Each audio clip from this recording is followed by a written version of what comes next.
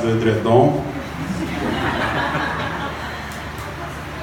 E aproveitar, né, vendo as pessoas se abanando e o calor, você já percebeu que nós não temos um bebedouro aqui, né? Então eu queria fazer um pedido para você, que principalmente nesse verão, né, que ainda nem começou, mas nesse calor que estamos vivendo, traga uma garrafa d'água da sua casa, pode ser lá do seu filtro, né? Traz para cá para ajudar a gente, uma garrafinha d'água para a gente colocar ali, gelada de preferência, para que a gente possa consumir aqui durante o culto. Uma garrafinha já ajuda a gente bastante. Bota ela para gelar lá de um dia para o outro, traz para cá, para que a gente possa usar essa água que faz bastante falta para a gente nesse calor. Então, irmãos e irmãs, eu quero convidar vocês a gente abrir aí o texto bíblico lá no livro de Mateus, capítulo 1, e nós vamos ler, ou pelo menos vou começar a ler do 1 ao 17, mas para a gente ganhar tempo, eu não sei se eu lerei o texto todo na íntegra, porque esse texto, ele é aquele texto que todo mundo gosta de ler, que é um texto que fala de genealogia, aqueles nomes interessantes. Sim, eu estou usando óculos. Aquele texto interessante que todos nós gostamos de ler, com nomes muito interessantes, mas a ideia principal não é passarmos pela genealogia em si, mas meditarmos alguma coisa que diz lá no versículo 17. Mateus 1, de 1 a 17. É um texto que vai falar sobre, dentro da lógica de Mateus, sobre a genealogia de Jesus, de Abraão, até chegar ao tempo do Senhor Jesus. Assim, o tema da mensagem de hoje é uma introdução a começarmos a falar algo sobre o tempo, e que a gente possa meditar sobre isso, porque meditar também leva tempo. Então vamos lá, versículo 1, livro da geração de Jesus Cristo, filho de Davi, filho de Abraão. Abraão gerou a Isaque, e Isaque gerou a Jacó, e Jacó gerou a Judá e a seus irmãos. E Judá gerou de Tamar a Pérez e a Zerá. E Pérez gerou Esrom, e Esrom gerou a Arão. E Arão gerou Aminadab, e Aminadab gerou Naasson, e Naasson gerou a Salmão. E Salmão gerou a Raabe, a Boaz, e a Boaz gerou de Rute a Obed, e Obed gerou a Jessé. E Jessé gerou o rei Davi, e o rei Davi gerou a Salomão, que foi mulher de Urias. E Salomão gerou a Roboão, e Roboão gerou a Abias, e a Abias gerou a Asa.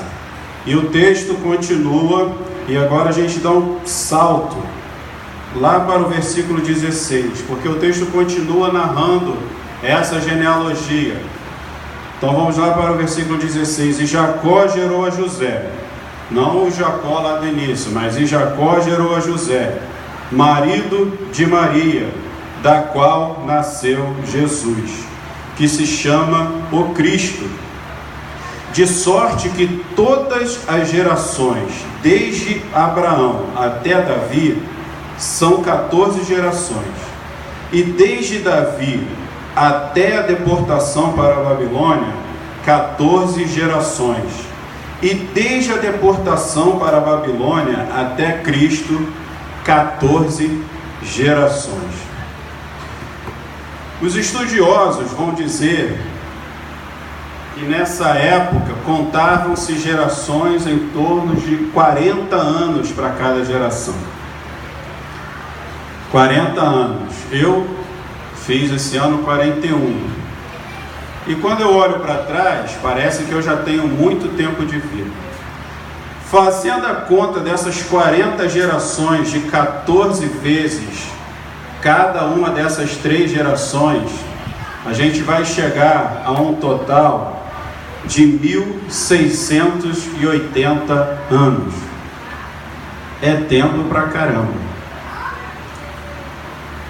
Interessante a gente pensar, se a gente for pensar nessa linha temporal, desde o início do mundo, desde a fundação do mundo, que não é contado nessa geração, nós temos a promessa do Senhor de que viria o Cristo, e que esse que viria esmagaria a cabeça da serpente e mudaria o rumo da história.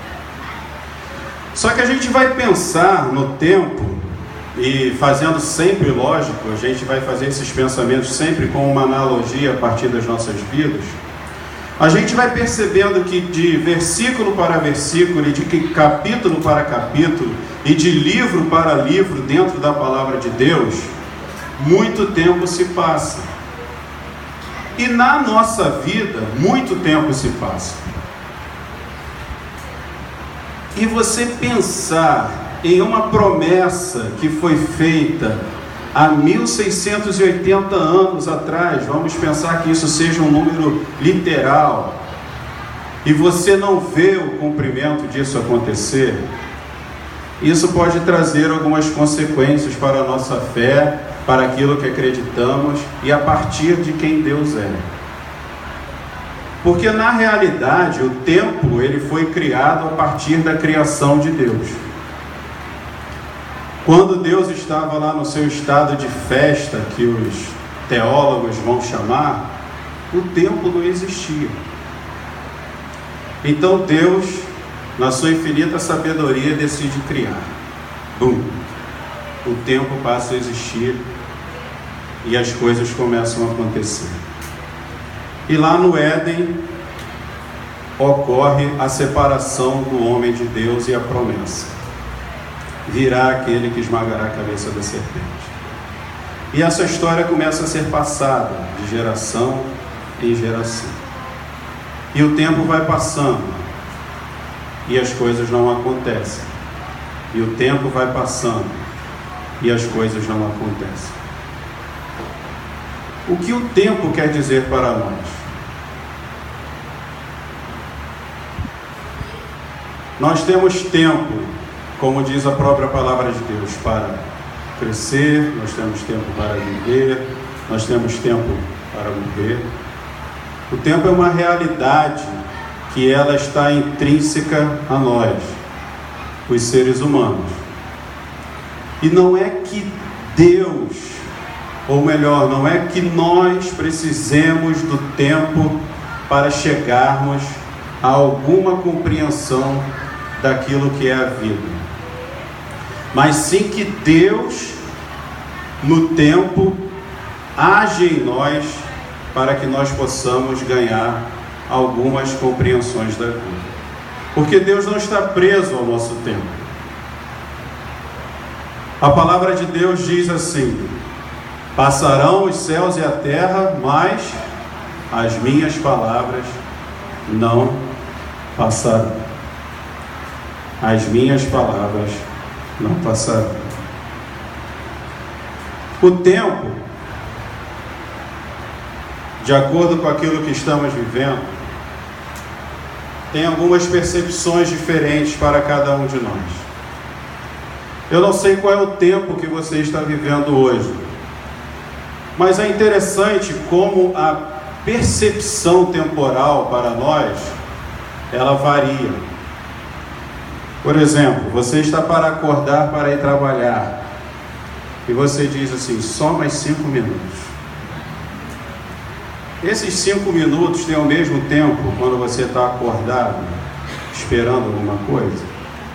Não tem. Se você está apertado para ir ao banheiro, e você bate a porta, e alguém fala lá de dentro: espera aí só mais 5 minutos. Não tem o mesmo tempo. A percepção da passagem de tempo para nós, ela é muito diferente a partir daquilo que estamos vivendo. Vejamos nós. nesse calor que estamos vivendo aqui. A percepção do tempo aqui com o calor, ela pode se tornar insuportável, porque de um certo nível nós podemos estar sofrendo. E o sofrimento, ele traz para nós uma percepção de tempo muito demorada. Talvez a maioria de vocês, ou boa parte aqui, sejam pais e mães, ou vivem uma realidade bem de perto, e nós conhecemos bem as fases que as crianças passam e que nós mesmos passamos. E essas fases e essas sazonalidades da vida fazem com que determinados períodos da vida que vivemos possam se parecer longínquos demais. Você já viveu um tempo de doença na sua família? Onde você passa por um período que parece interminável? E se você for perguntar a alguém que por aquele mesmo período de tempo passou por uma experiência excelente, essa pessoa poderá dizer: nossa, mas como o tempo voou. Entretanto, por aquele mesmo período de tempo, você vai perguntar para alguém que passou por uma experiência terrível, e essa pessoa quase que invariavelmente vai dizer: nossa, mas o tempo não passa de jeito nenhum. A percepção do tempo para nós, ela varia, ou pode variar, de acordo com a experiência que estamos vivendo, ou de acordo com aquilo que estamos vivendo, ou de acordo com a distância de uma determinada situação que estamos vivendo. Lembra lá do texto do Monte da Transfiguração? Estavam lá Jesus com os discípulos a quem ele escolheu, e Pedro pede para que sejam feitas cabanas lá em cima, porque o tempo estava gostoso demais, e ele não queria que o tempo passasse, ele não queria que aquilo acabasse, porque o que é bom, a gente não quer que termine, o que é bom, a gente quer que permaneça. E trazendo um pouco para a nossa situação atual, a situação que a gente vive hoje na nossa sociedade, e exclusivamente brasileira, e talvez mais exclusivamente do Rio de Janeiro, ou melhor, do país inteiro. Às vezes a percepção nossa temporal, ela pode ser de desesperança. Porque eu não sei se você esse ano teve a sensação de que as coisas não vão melhorar, não vão passar. A gente olha para uma determinada coisa, e essa situação, e a gente pareço imaginar uma linha do tempo que parece que não tem fim. Parece que essa situação não vai mudar. Então fico me indagando e fiquei tentando buscar experiências que nos podem remeter a experiências semelhantes a que estamos passando, e eu pensei no povo no cativeiro. Quantas orações de súplicas foram feitas no cativeiro? Fiquei pensando em Jó. Quanto tempo demorou para Jó aquela situação que ele vivia? Quanto tempo tem demorado para você a situação que você vive? Eu sei que muitas vezes, muitos de nós já passamos por experiências semelhantes, mas o tempo, a percepção do tempo para cada um de nós, ela é diferente.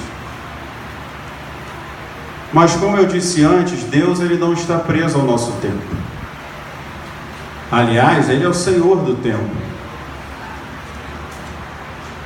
E parece, ao ler a palavra de Deus, que Deus ele vai utilizando o tempo que por Ele foi criado para que possamos amadurecer com as situações. Lá no livro de 2 Pedro, nós lemos, pegar o texto para falar o versículo certinho,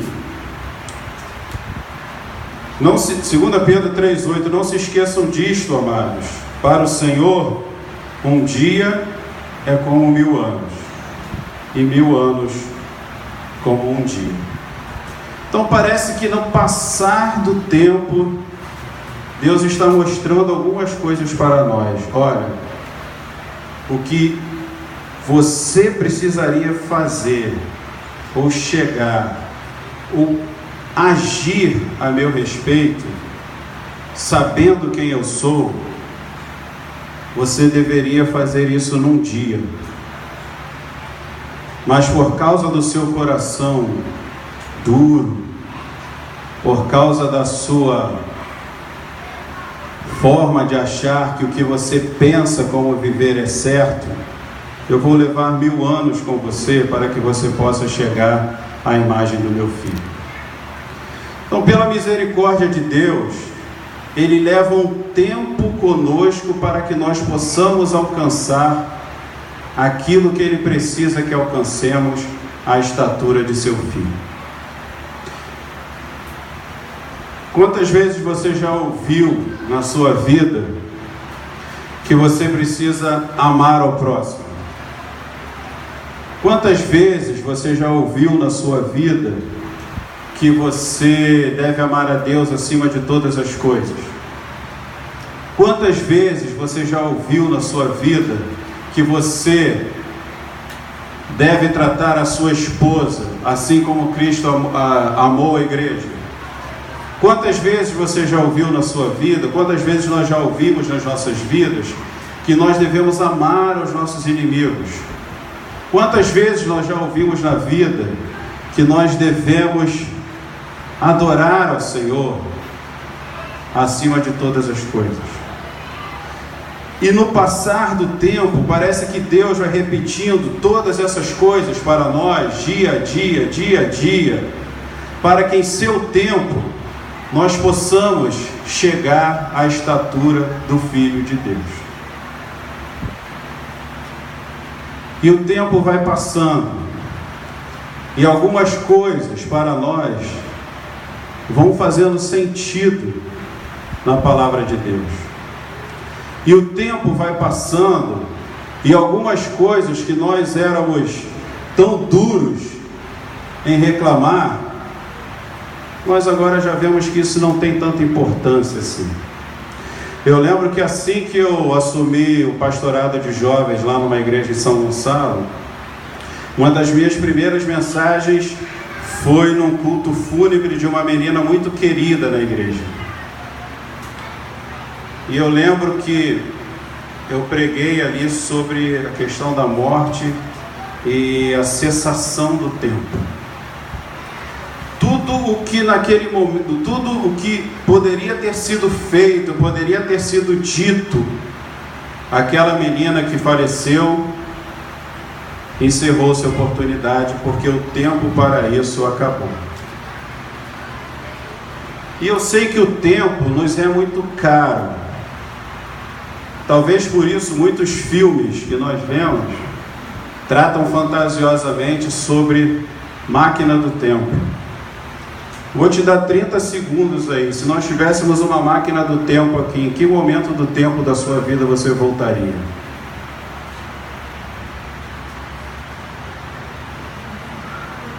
Tem muita gente dizendo que não voltaria.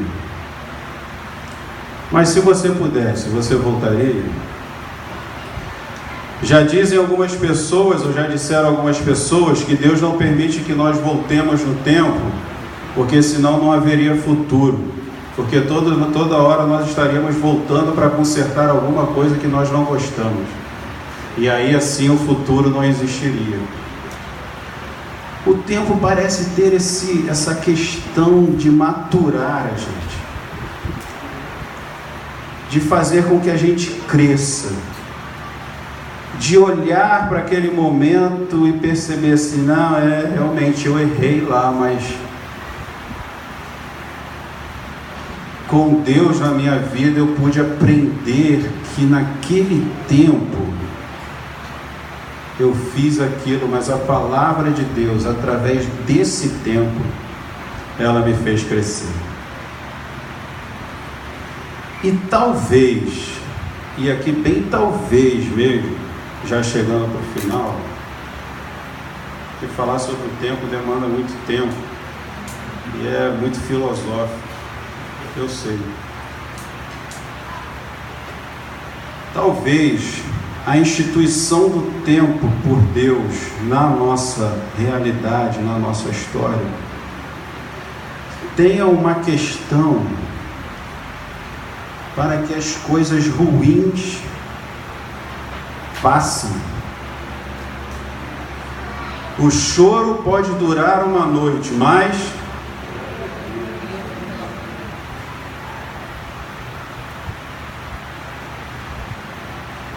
o tempo parece existir para que tenhamos a experiência de que as coisas ruins, elas passem. E de que as coisas boas devem e vão permanecer.